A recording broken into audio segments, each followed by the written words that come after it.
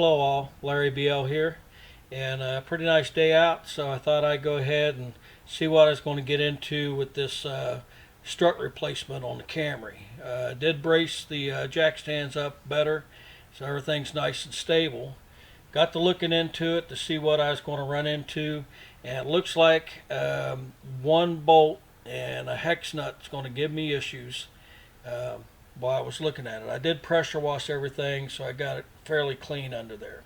So this is that bolt. It holds a stabilizer bar, and I put a hex key on it, and this thing was really tight, so I ended up having to put a breaker bar on the hex key, and I finally got the top bolt out, but then the bottom bolt really gave me fits.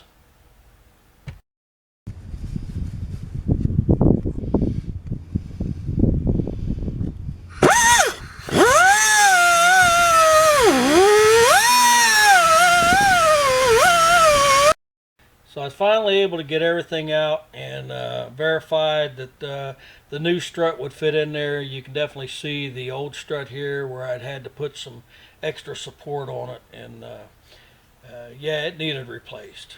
So everything's looking good.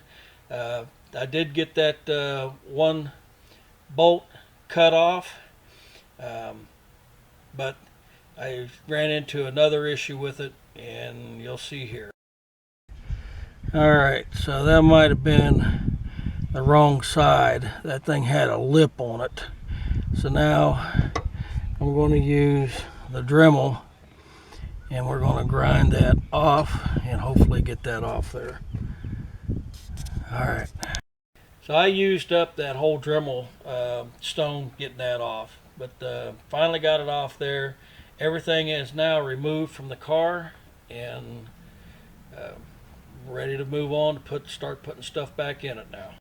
So on the new stabilizer bars, I noticed there's one end has a slot you can get a wrench on and tighten the nut up, but the other end is round. So I just hit them with the impact wrench and went on from there.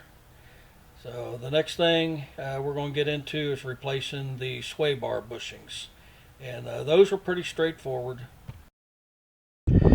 Well, I got the new bushing installed on this side.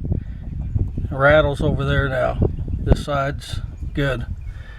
So hopefully that got rid of one rattle. Now to get the rest of the stuff back in here. So things went pretty smooth going all back in. Did have to fight a little bit getting the top lined up and the 3 holes up at the top, and used another small jack to get the bottom holes lined up to get the big bolts through.